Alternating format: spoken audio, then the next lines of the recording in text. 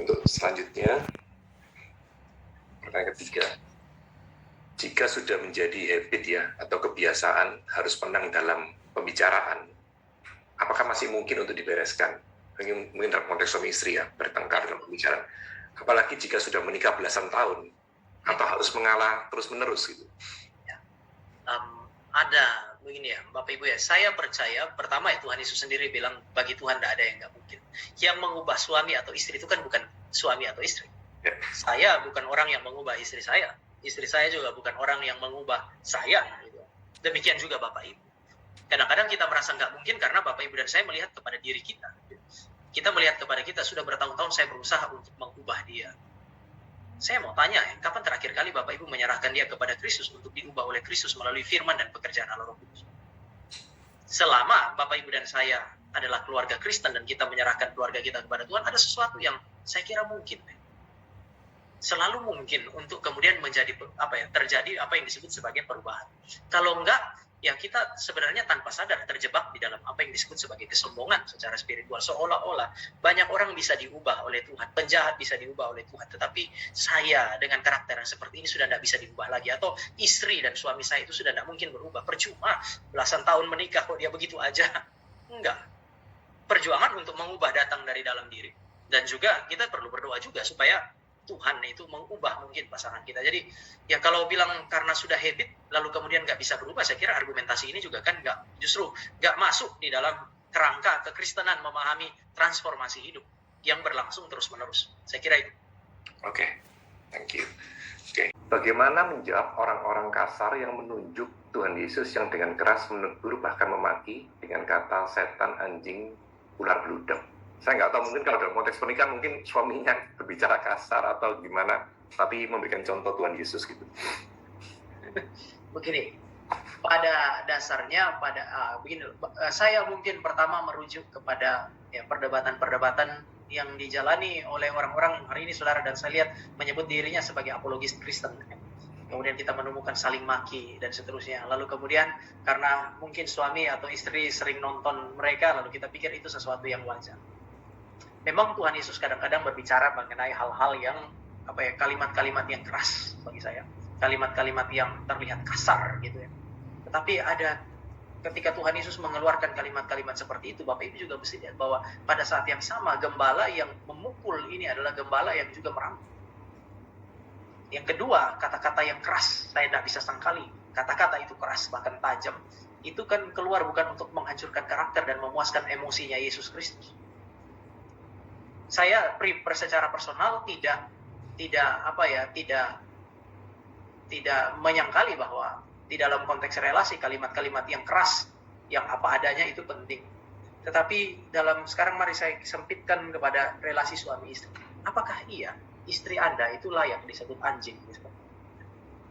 Apakah iya suami itu layak disebut sebagai apalah itu, binatang dan seterusnya? Bahwa Yesus pernah melakukan itu, saudara mesti lihat bahwa itu dalam konteks seperti apa. Memang itu ada di dalam perdebatan antara satu benar, satu sesat. Ketika saudara dan saya berelasi suami istri, kita tidak bisa mengandaikan relasi yang sedemikian. Ada perbedaan. Jadi ketika saudara dan saya maafkan, saya share screen-nya supaya saya bisa gambar. Kita tuh tidak hanya hidup dengan hal-hal yang sifatnya normatif. Secara prinsip itu kan kalau kita lihat di dalam etika Kristen ada prinsip normatif, hukumnya ngomong apa. Lalu kan ada prinsip yang seringkali disebut sebagai situasional. Hukum yang sama, bahwa ada masa di mana saudara dan saya itu memang bisa berbicara dengan tegas apa adanya, itu sama. Tetapi ketika diterapkan di dalam situasi berbeda, mungkin pendekatannya akan sedikit berbeda. Dalam konteks melawan penyesatan, Tuhan Yesus nggak tedeng aling-aling. Di dalam melawan penyesatan yang membahayakan gerejanya, Yesus hajar benar, kubur berlabur putih dan seterusnya. Memang anjing yang kembali kepada muntahnya itu juga disebutkan oleh orang yang namanya Petrus. Jadi kalimat-kalimat keras, tapi saudara mesti ingat, itu adalah dalam perlawanan terhadap penyesatan. Konteksnya bahkan itu bukan sesama jemaat. Jadi jangan terapkan itu pada konteks pada konteks berbeda, karena nanti Tuhan Yesus bilang begini, Yohanes bilang begini terhadap pengajar sesat itu, jangan memberi tempat bagi dia di rumahmu. Kalau ini mau diaplikasikan hurufiah dalam relasi suami istri, wah cilaka. Suami nggak boleh masuk rumah, istri nggak boleh masuk rumah. Jadi ada perintah-perintah yang saudara dan saya mesti clear ini. Yesus ngomong dalam konteks apa? Kalau dia ngomong keras dalam konteks penyesatan, itu wajar. Itu menghancurkan tubuh Kristus. Ketika saudara berhadapan dengan suami dan istri, ini nggak bisa. Itu nggak bisa terjadi. Jadi saya kira ada perbedaan konteks dalam teks dan juga nanti aplikasinya. Saya kira itu, Pak. Oke, thank you, Pak. Sekarang pertanyaan terakhir, Pak, ya. Sudah jam 9 juga. Selanjutnya juga tentang masalah kritik lagi ya. Jika kritik sudah berkali-kali dilontarkan tapi tidak ditanggapi seperti angin lalu saja, bagaimana seharusnya kita bersikap? Mengkritik terus atau sudah kita berhenti aja sampai di situ? Yang pertama ya, saya mungkin kasih clear sedikit terkait dengan yang tadi tampilan. Mungkin sang bapak juga perlu pikir ya, apakah masalah tampilan istri ini perlu dipersoalkan atau enggak? Kan ada yang tidak perlu dipersoalkan ya. Tapi kemudian kita mau mempersoalkannya. Nah, mengenai berhenti atau tidak ya, ada masa di mana Bapak, Ibu, dan saya juga perlu ambil waktu sejenak untuk kemudian lihat orang punya respon terhadap kritik kita itu seperti apa. Tetapi ini tidak berarti bahwa kemudian ya sudah berhenti. Bapak, Ibu, lihatlah bahwa sebenarnya cara yang paling sederhana itu membandingkan bagaimana Tuhan tuh mengoreksi Bapak, Ibu, dan saya. Dia tidak berhenti loh, bahkan untuk dosa yang sama yang menjadi kelemahan Bapak, Ibu, dan saya. Ada masa tuh kita seperti dosa itu, firman Tuhan dari mimbar, hamba Tuhan nggak tahu, tapi kok firman itu bicara terus gitu. Tapi ada masa sepertinya firman itu tidak berbicara mengenai dosa yang itu, seolah-olah didiamkan. Lalu nanti beberapa waktu yang lalu kemudian firman itu berbicara lagi mengenai hal yang sama. Ya saya sih percaya bahwa ini pola yang saudara dan saya bisa pakai. Ketika kita tegur, kita kasih tahu, dan kemudian reaksinya mungkin lain dari apa yang kita harapkan, ya ada masa kita diam, lalu kemudian kita doakan.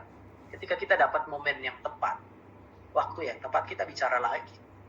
Sampai satu saat kemudian waktu salah satu di antara dua orang itu mati, kalau kita yang sering kasih tahu mati, dia akan ingat bahwa ya ada satu orang gila ya, saya yang sampai mati terus ngomong mengenai keterbatasan saya. Atau waktu saudara lihat dia mengalami, dia melewati apa masa yang disebut sebagai kematian, yang tegur juga bisa tenang ya, saya sudah bicara. Oke, Pak.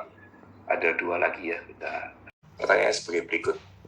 Apakah seorang suami yang berantakan perlu tetap menghidupi hidup apa adanya supaya tetap bahagia? Kalau dia harus berubah, jangan-jangan nanti tidak bahagia. Begitu, Pak Tama. Masih di mute, Pak. Ya, oke. Begini, apa itu bahagia? Bahagia berarti saya memuaskan semua yang saya inginkan. Itu bukan bahagia, itu nafsu, Bapak Ibu.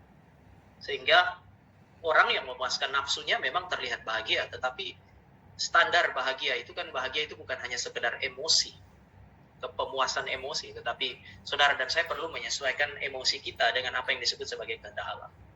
Allah meminta saudara dan saya memberi yang terbaik. Di dalam konteks itu, kalau memang kita tahu standar ya, tentu saja ini bukan pertama-tama urusan dosa dan tidak, tetapi rapi atau tidak rapi, lalu kemudian kita tahu bahwa lebih baik rapi, ya sudahlah, kita yang tidak rapi itu harus menyesuaikan diri kepada apa yang baik gitu. Istri jangan juga biarkan dia, daripada dia nggak bahagia, biar aja dia nggak rapi. Tetapi ingat, istri yang begini kan menderita kan ya. Tadi saya bilang sama-sama menderita. Lalu suaminya bilang begini, nggak apa-apa, saya menerima diri saya apa adanya. Ya, saya terima diri saya apa adanya yang tidak rapi ini. Ini suami egois, karena dia biarkan istrinya menderita. Jadi bagi saya, itu bukan jalan keluar yang baik untuk menyelesaikan persoalan yang sederhana tadi ya. Saya kira ini bisa diaplikasikan di dalam banyak hal, tetapi paling tidak di dalam urusan rapi atau tidak rapi perlu ditentukan dulu. Tadi saya bilang ada sistem nilai, mana sih yang lebih baik, rapi dan tidak rapi. Saya yakin bahwa orang yang pada dasarnya tidak rapi itu ya, saya dengan istri saya kalau beresin spray ya, istri saya jauh lebih baik, wong dia bertahun-tahun begitu. Tetapi saya mencoba untuk kalau bangun, mereka sudah bangun lebih dulu, anak saya sudah mulai, saya beresin.